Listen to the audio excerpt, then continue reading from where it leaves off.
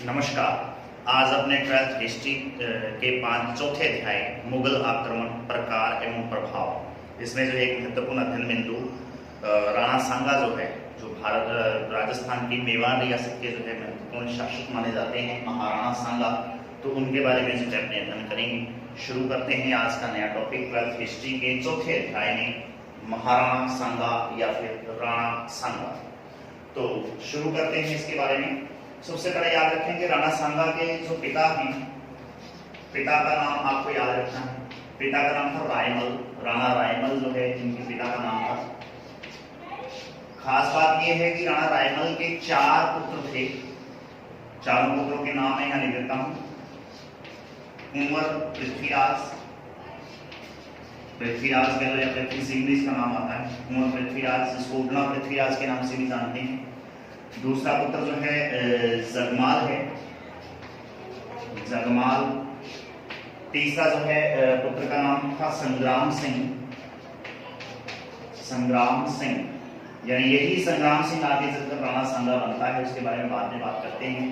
उसके बाद में चौथा पुत्र है सैंसमल, सैंसमल। ये 4 पुत्र हैं राणा रायमल के, और इन चारों पुत्रों में जो है जगमाल है, जगमल या जगमाल वैसे एक ही नाम है, तो जगमल जो है एक प्रकार से इतिहास में इसका नाम जाना जाता है। तो ये 4 पुत्र हैं इस राणा सांगा के जो है रायमल के, और चारों में जो ये संग्राम सिंह है ये आगे चलकर राणा सांगा बनता है।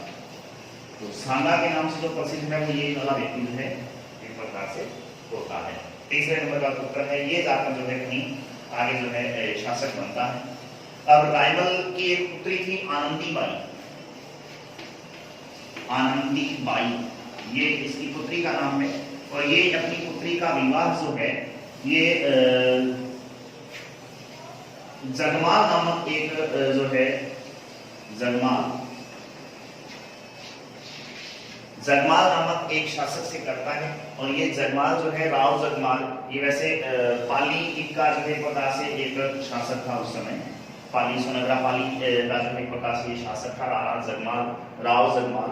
उसके साथ जो है ये आनंदी बाई का विवाह जो है रायमल अपनी पुत्री का कर देता है। रायमल, ये जो आनंदी बाई है मतलब सीधी सी बात है संग्राम सिंह और इन सबकी जो है बहन है, और इसका विवाह इसके साथ हो जाता है। अब हुआ क्या कि चित्तौड़गढ़ के अंदर एक जगह है कपासन, कपासन। इस कपासन चित्तौड़गढ़ के पास एक मंदिर है जो कि भीलन मंदिर के नाम से जाना जाता है। कपासन चित्तौड़गढ़ में एक मंदिर है जिसका नाम है भीलन मंदिर। इस भीलन मंदिर में एक उस समय पुजारी रहा करती थी। जिस समय ये संग्राम सिंह और ये सब बचपन में थे, उस समय रायमल के शासनकाल में, तो उस भीलन मंदिर की पुजारी जिसका नाम था वीरी चारिणी, ये उसका नाम था उस वक्त का। ये जो उस भीलन मंदिर की जो पुजारी है, इस भीलन मंदिर की पुजारी वीरी चारिणी ने भविष्यवाणी कर दी कि आगे चलकर रायमल के 4 पुत्रों में जो शासक बनेगा वो बनेगा ये संग्राम सिंह। यानी सांगा जो है आगे चलकर जो है मेवाड़ रियासत का जो है एक प्रकार से राणा बनेगा, मतलब शासक बनेगा। तो इस बात को लेकर, और वीरी चारिणी उस समय जो है इतनी फेमस थी कि इसकी भविष्यवाणी कभी झूठी नहीं हो सकती थी, ऐसा विश्वास जो है लोगों में था। अब इस वजह से जो है क्या हुआ कि इन कुंवर पृथ्वीराज और जगमल और संग्राम सिंह के बीच में जो है आपस में उत्तराधिकार संघर्ष की जो है शुरुआत हो जाती है। तो इस कपासन मंदिर की, कपासन के इस भीलन मंदिर की पुजारी की एक भविष्यवाणी ने इन तीनों 4 भाइयों में जो है प्रकार से वैमनस्यता को जो है जन्म दिया, और आगे चलकर जो है यही वैमनस्यता इनके बीच में एक उत्तराधिकार संघर्ष का कारण बनती है। और आगे चलकर जो है फिर इस उत्तराधिकार संघर्ष में जो है राणा सांगा जो है, संग्राम सिंह जो है वो विजित होता है, विजयी होता है, और उसी के फलस्वरूप जो है ये फिर बाद में आगे चलकर मेवाड़ का शासक बनता है। अब क्या हुआ कि इस वजह से इनके बीच में फूट पड़ती है 4 पुत्रों में।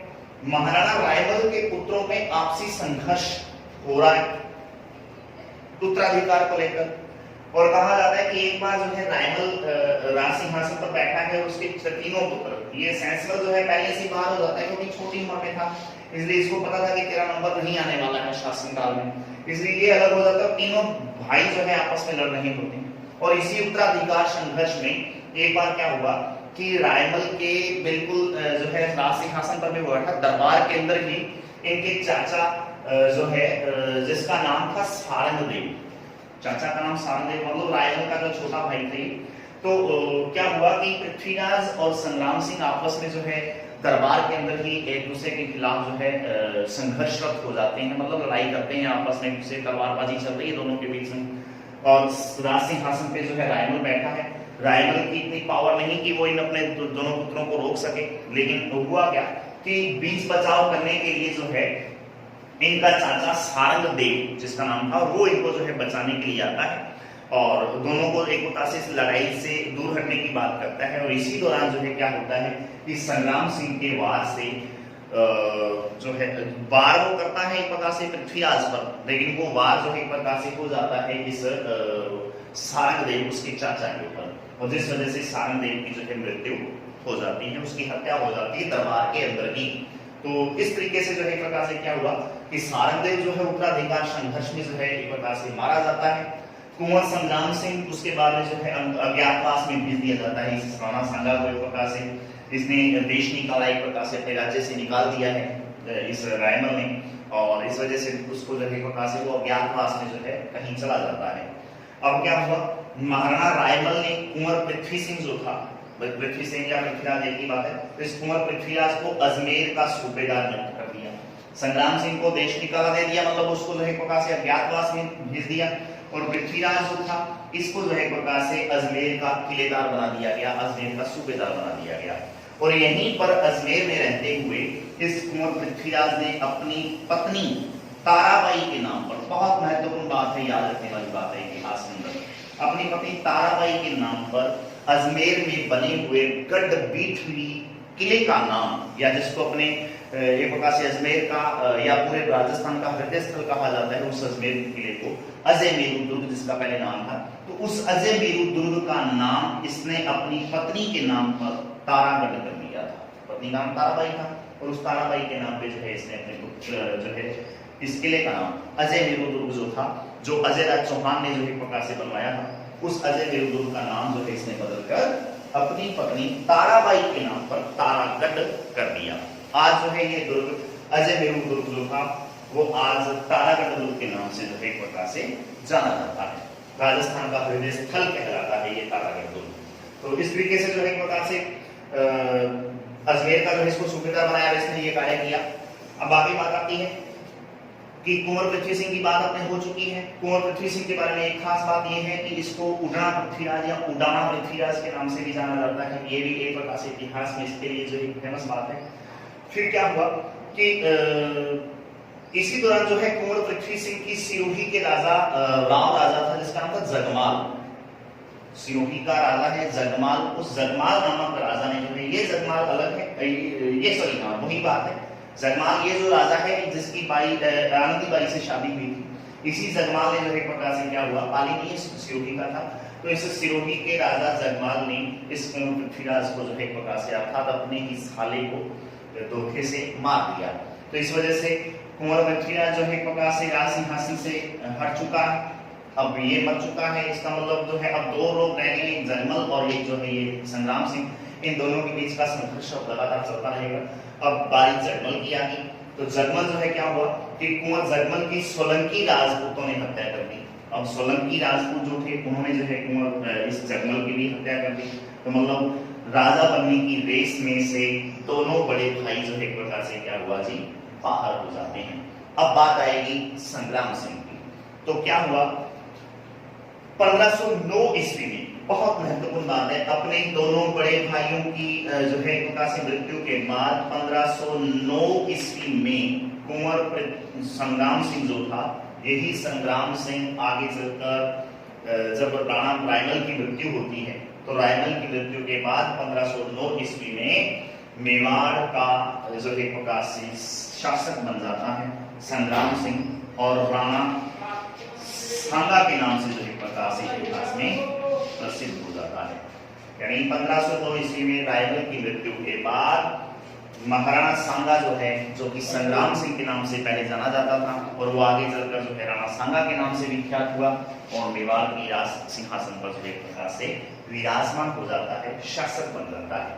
अब इसके बाद में खास बात यह है कि मेवाड़ का शासक बन गया। महाराणा सांगा के काल में जो है मेवाड़ का सर्वाधिक साम्राज्य विस्तार भी हुआ, क्योंकि राणा सांगा अपने आप में एक साम्राज्यवादी विचारधारा वाला व्यक्ति था, इसलिए अपने राज्य को ज्यादा से ज्यादा जो एक प्रकार से मेवाड़ रियासत को इसने जो है आगे से आगे बढ़ाया, उसका क्षेत्रफल जो है एक प्रकार से बढ़ा। इसलिए कहा जाता है कि राणा सांगा के शासन काल में मेवाड़ का सबसे अधिक विकास हुआ है। इसके दादा राणा रायनपल जो कुंभा जो था उसके शासनकाल में भी इतना नहीं बढ़ा, महाराणा प्रताप के शासनकाल में भी इतना नहीं बढ़ा जितना कि इस राणा सांगा के शासनकाल में मेवाड़ का राज्य विस्तार हुआ है। तो काफी बड़ी बात है ये।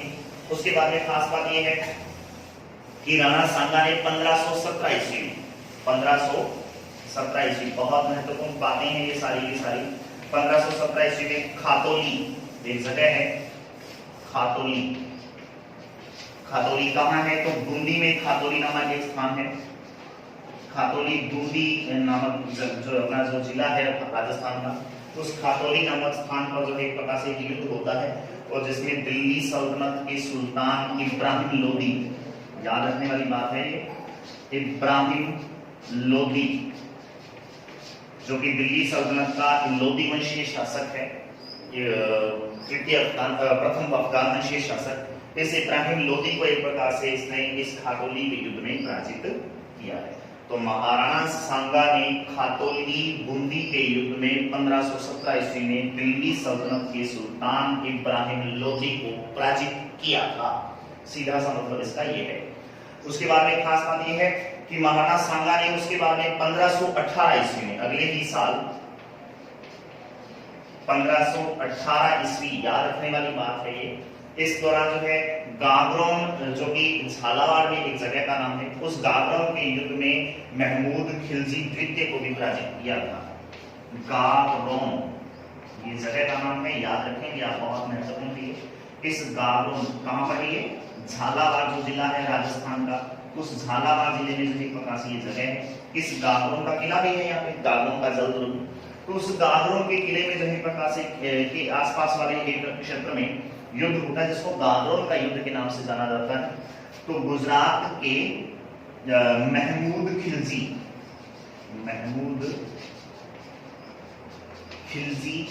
द्वितीय को जो है इसने एक प्रकार से युद्ध में पराजित किया था। और ये कहा जाता है कि इस गागरोन दुर्ग में गागरोन के युद्ध में 1518 ईस्वी में महमूद खिलजी द्वितीय को ये गिरफ्तार कर लेता है, बंदी बना लेता है और 6 महीने बंदी बनाने के बाद इसको सह सम्मान इसका राज्य लौटाते हुए इसे वापस छोड़ देता है। और ये इसके जो है शासनकाल की बड़ी भूल जो है एक प्रकार से सिद्ध होती है। ठीक है, ऐसा ही इसके दादा ने भी किया था। महमूद खिलजी प्रथम को जो एक प्रकार से राणा कुंभा ने भी जो है इसी तरीके से 6 महीने कैद करने के बाद में छोड़ा था और बाद में आगे चलकर जो है जब तो उसका अंतिम समय आया तो उसने इसका साथ नहीं दिया। ठीक है, ऐसा ही जो है प्रकार से 1518 ईस्वी में गागरोन के युद्ध में पराजित करने के बाद महमूद खिलजी द्वितीय को 6 महीने गिरफ्तार किया गया और फिर जो है 6 महीने गिरफ्तार करने के बाद इसे दोबारा जो है प्रकार से उसका राज्य राणा सांगा ने भी लौटा दिया था महमूद खिलजी द्वितीय को। तो इस तरीके से जो है प्रकार से क्या हुआ कि उसको पराजित किया इसने। उसके बाद में अगला युद्ध एक और महत्वपूर्ण होता है 1519 ईस्वी में बाड़ी के युद्ध में, बाड़ी भोजपुर में एक जगह का नाम है। तो इस बाड़ी के युद्ध में जो है दिल्ली सल्तनत के सुल्तान इब्राहिम लोदी को दोबारा पराजित करता है ये इब्राहिम लोदी। 1519 ईस्वी में जो है प्रकार से युद्ध होता है ये बाड़ी का युद्ध, जगह है ये बाड़ी का युद्ध। तो इस बाड़ी के युद्ध में जो है 1519 ईस्वी में, बाड़ी का युद्ध भोजपुर में है ये याद रखेंगे।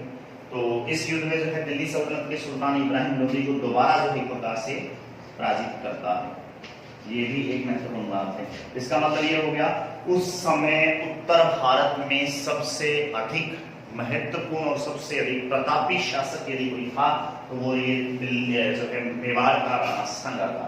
क्योंकि दिल्ली सल्तनत उस समय की बड़ी रियासत थी भारत की, बड़ा एक प्रकार से साम्राज्य था। उस साम्राज्य के शासक इब्राहिम लोदी को 2 बार पराजित कर चुका है, खातौली के युद्ध में 1517 में, उसके 2 साल बाद में बाड़ी के युद्ध में 1519 ईस्वी में, तो 2 बार इसको ये पराजित कर चुका है। इस वजह से कहा जा सकता है कि उस समय उत्तर भारत का या यूं मान लो कि संपूर्ण भारत का जो है सबसे महत्वपूर्ण एक प्रतापी एक बड़ा शासक यदि कोई था तो वो ये राणा सांगा था। तो इस तरीके से जो है एक प्रकार से ये महत्वपूर्ण हो जाता है। तो बाड़ी के युद्ध में भी जो है इसने इसको पराजित किया। अच्छी तरह से इसको याद करेंगे, दोबारा पराजित कर देता है इसको। अब बात ये है कि राणा सांगा राजस्थान के एकमात्र ऐसे शासक थे जिनके नेतृत्व में राजपूत शासक इकट्ठे हुए थे, उन्होंने एक संघ बनाया था। यानी दिल्ली पूरे भारत का ये अंतिम एक प्रकार से ऐसा शासक, एक प्रकार से ऐसा प्रथम शासक, पहला शासक माना जा सकता है कि जिसके शासनकाल में पूरे भारत के जितने भी राजपूत शासक हैं उनका एक संघ बनाया गया कि इन जो है मुस्लिम आक्रमणकारियों को एक प्रकार से भारत से खदेड़ने के लिए, विदेशी आक्रमणों को रोकने के लिए एक प्रकार से उन्होंने एक संघ बनाया और उस संघ की जो है शुरुआत एक प्रकार से राणा सांगा ने की थी। तो भारत के या राजस्थान के एकमात्र ऐसे शासक माने जाते हैं जिनके नेतृत्व में राजपूत शासकों का पहली बार जो है एक प्रकार से मुस्लिम आक्रमणों को रोकने के लिए संघ बनाया गया था। तो ये भी एक महत्वपूर्ण बात हो जाती है, अच्छी तरह से इसको याद करेंगे। राणा सांगा ने दिल्ली में हिंदू पद पातशाही अर्थात हिंदू साम्राज्य स्थापित करने की योजना बनाई थी। पेपर में डायरेक्ट प्रश्न पूछा जाता है, हिंदू पद पातशाही की उपाधि किसने धारण की थी? तो याद रखेंगे महाराणा सांगा भारत का एकमात्र ऐसा एक प्रकार से शासक माना जाता है उस समय मध्यकालीन भारतीय इतिहास का जिसने हिंदू पद पातशाही की जो एक प्रकार से जो है स्थापना की थी, उपाधि धारण की है। और अर्थात हिंदू राज्य या हिंदू साम्राज्य को स्थापित करना वो चाहता था। इस वजह से उसने हिंदू पद पातशाही की जो एक प्रकार से उसने शपथ ली या उसने एक प्रकार से उपाधि धारण की थी। आप इसको भी अच्छी तरह से याद करेंगे। महाराणा सांगा ने फरवरी 1527 ईस्वी में ब्याना नामक स्थान पर, ब्याना भरतपुर में है, उस ब्याना नामक स्थान पर जो है बाबर की सेनाओं को भी पराजित किया था। महत्वपूर्ण बात है 1526 में, पूरी बात सुनते हैं अपने। 1526 में इब्राहिम लोदी को पानीपत के प्रथम युद्ध में पराजित करने के बाद 21 अप्रैल 1526 ईस्वी को यह युद्ध होता है, पानीपत का प्रथम युद्ध। इब्राहिम लोदी को पराजित करके मार के बाबर, जहीरुद्दीन मोहम्मद बाबर उसका पूरा नाम है, उसने एक प्रकार से भारत में मुगल वंश की स्थापना कर दी थी। और उसी जो है शासक बाबर ने, जहीरुद्दीन मोहम्मद बाबर ने सन 1527 के फरवरी माह में, तो पूरी लगभग जो डेट है 15 फरवरी के आसपास, पूरा कंफर्म नहीं है ये, 15 फरवरी ही है आई थिंक। तो 1527 के फरवरी महीने में जो एक प्रकार से क्या हुआ कि बाबर की सेनाएं ब्याना भरतपुर में एक किला है, उस भरतपुर के ब्याना किले को जो एक प्रकार से वो घेर लेती हैं या उसको जो है वो उस पर कब्जा कर लेती हैं। और राणा सांगा की सेनाओं ने इस युद्ध में उस बाबर की सेनाओं को पराजित किया था। तो ये बहुत महत्वपूर्ण बात है कि ब्याना के युद्ध में राणा सांगा की सेनाओं ने बाबर की बड़ी सेना को जो एक प्रकार से पराजित किया। तो बहुत महत्वपूर्ण हो जाता है, आप इसको अच्छी तरह से याद करेंगे। उसके बाद में नेक्स्ट वीडियो में जो है अपने खानवा के युद्ध का वर्णन जो है अपने आप में करेंगे। बहुत बड़ा, भारत का ही नहीं विश्व के जो है बड़े युद्धों में यदि कोई गिना जाए तो इसको जो है अपने इसको गिन सकते हैं, खानवा के युद्ध में, जो कि मार्च 1527 ईस्वी में होता है। ठीक खानवा के युद्ध, सॉरी ब्याना के युद्ध ठीक एक महीने बाद में, वो फरवरी 1527 में हो रहा है, ये मार्च 1527 ईस्वी में हो रहा है। ठीक है, एक महीने बाद जो है प्रकार से ये खानवा का युद्ध होता है। और इस खानवा के युद्ध में पूरे मेवाड़ का ही नहीं पूरे भारत का एक प्रकार से यूं मान लो कि इतिहास परिवर्तित हो जाता है, क्योंकि बाबर ने 1526 ईस्वी में इब्राहिम लोदी को पराजित करके, पानीपत के युद्ध में पराजित करके भारत में मुगल वंश की नींव तो डाल दी थी, लेकिन अभी उसको मजबूती प्रदान नहीं हुई थी। खानवा के युद्ध में बाबर के इस जो है विजय ने, खानवा के युद्ध में बाबर के विजय ने भारत में मुगल वंश की जड़ें मजबूत कर दी, जो आगे 300 साल तक अबाध रूप से जो एक प्रकार से भारत में शासन चल रहा है मुगल वंश का। तो उसकी शुरुआत जो है एक प्रकार से इसी खानवा के युद्ध में हुई थी। मजबूती से जो उसकी जड़ें स्थापित हुई तो इस खानवा के युद्ध में हुई थी। तो अपने खानवा के युद्ध को जो है नेक्स्ट वीडियो में जो है अपने पढ़ेंगे। आज के लिए इतना ही। इसके कुछ एक क्वेश्चन, एक तो जो है याद रखने वाली बात है, हालांकि पेपर से अलग बात है ये, अपने सिलेबस से भी पृथ्वीराज और इस जर्मल की जो बातें, लेकिन प्रश्न भी बनाने के लिए बताने जरूरी हैं। एक तो याद रखना है कि 1509 ईस्वी में राणा सांगा जो है शासक बनता है। तो कब शासक बना? 1509 ईस्वी में शासक बना। खातौली का युद्ध कब और किन के मध्य होता है? बाड़ी का युद्ध कब और किन के मध्य होता है? और उसके बाद में गागरोन का युद्ध का आंखों देखा हाल आपने जो है बताना है, या गागरोन दुर्ग का जो युद्ध है वो कब और किन के मध्य होता है, सीधा सा प्रश्न यही है। तो ये 3 प्रश्न जो है आपको याद रखने हैं। और उसके बाद में जो एक प्रकार से खास बात जो हमने की है वो है खानवा के युद्ध की। तो खानवा का युद्ध जो है अपने नेक्स्ट वीडियो में जो है, ब्याना का युद्ध आप थोड़ा याद रखेंगे, ब्याना का युद्ध कब और किन के मध्य होता है, पेपर में पूछा जाता है। तो आप इन 4-5 जो युद्ध आए हैं अपने युद्धों का वर्णन जो है एक प्रकार से बाय डेट आपको याद रखना है, कब और किन के मध्य हुआ है। तो नेक्स्ट वीडियो में जो है अपने इस टॉपिक को आगे लेके चलेंगे। तो आज के लिए इतना ही। धन्यवाद। जय हिंद, जय भारत।